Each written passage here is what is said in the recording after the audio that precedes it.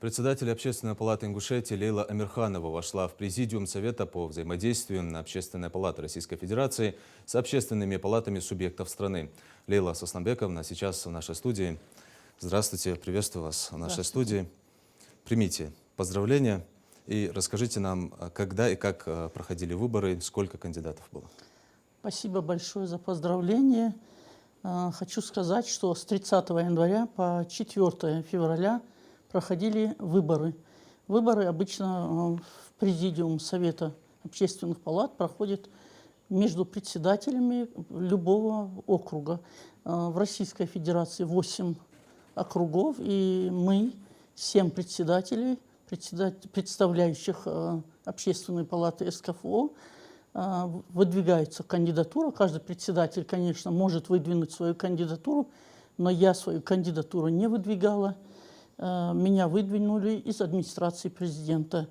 Как по словам я поняла, что они выбирают наиболее достойных. И 5 регионов из СКФО за меня проголосовали. Наибольшее количество голосов я набрала, но при одном воздержавшемся. Конечно, это большая нагрузка, но это и новые возможности, это и ответственность, но взаимодействие, представлять, не побоюсь этого слова, самый маленький по территории, по населению регион СКФО. И вот я горжусь тем, что ингушки доверили представлять вот такое место, когда у нас очень такой юбилейный год, непростой год, победный год. У нас очень много юбилеев в этом году, тем более мы знаем, что это год защитника Отечества. Но я горжусь, я в эйфории, я никогда не ожидала, что именно ингушка достигнет этих высот, именно в политической, представлять СКФО на федеральном уровне. Насколько расширился круг ваших задач и какие первоочередные задачи вы сейчас ставите перед собой? Ну, конечно, представлять свой регион, где ты все знаешь, стараешься узнать, когда тебя полностью поддерживает руководство, глава Махмуд Али Макшарипович, и выносить интересы всех 6 субъектов, кроме Ингушетии. Раз они мне доверили, я не должна их обижать, это чаще встречаться, принимать участие, конечно, во всех регионах СКФО. И члены президиума, я повторю, что из 8 округов мы должны, конечно, выезжать. Заседание президиума может быть в любом регионе. Вот сегодня прошло организационное заседание, это первое. Я хочу сказать, что президиум состоит из 12 человек. 4 человека – это члены Общественной палаты Российской Федерации и 8 представителей округов. От Общественной палаты входит секретарь Общественной палаты, это Михеева Лидия Юрьевна, первый заместитель секретаря, это Герой России Бочаров. Мы помним его по форуму сообщества, его все наши знают, известная медийная личность. 2 председателя комиссии, это по СМИ председатель комиссии Общественной палаты России, и 2-я комиссия, это по патриотическому воспитанию. Ну, вот по этим проектам 4, и вот нас 8 человек. Сегодня на организационном заседании выбрали председателя президиума Совета, это выбрали председателя Общественной палаты Татарстана.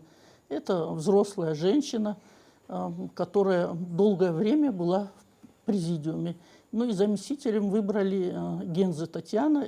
Я почти всех их знаю. Вы знаете, что я 6 лет была в Федеральной палате.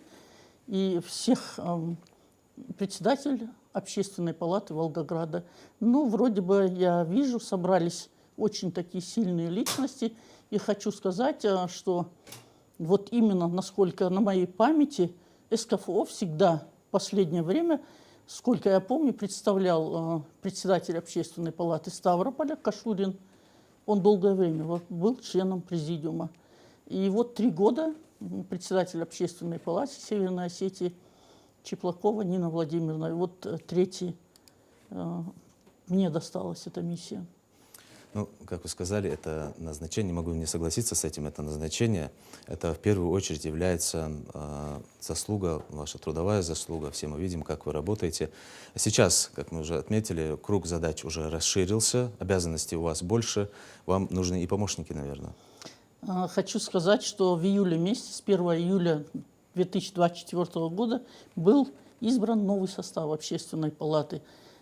Хочу сказать, что из 36 членов палаты, конечно, у нас есть медийные личности, такие как Герой труда Богатырева Марем, есть уважаемые старейшины, но поверьте, 30 человек – это сильные личности, это люди, настроенные на работу, и очень огромную роль и в поддержке Общественной палаты играет глава республики Махмуд Али Макшарипович.